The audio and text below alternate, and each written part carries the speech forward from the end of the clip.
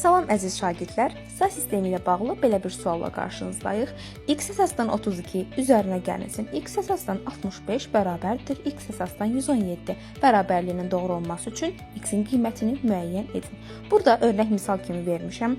5 əsasdan 34-ü əsası 10 olan şəklə gətirmək üçün biz bilirik ki, yuxarıdan başlayaraq ədədimiz sağdan sıfırdan nömrələnir və 3 vurulsun 5 üstü 1 üzərinə gəlsin 4 vurulsun 5 üstü 0. Hesablayırıq qiymətimiz 19.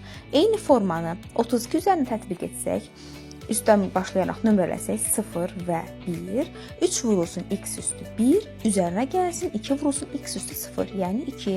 65-də də eyni qaydada 6 vurulsun x üstü 1, üzərinə gəlsin 5 vurulsun x üstü 0. 117-də də eyni qaydada nömrələsək 0, 1, 2, 1 vurulsun x üstü 2, 1 vurulsun x üstü 1 və son olaraq x üstü 0.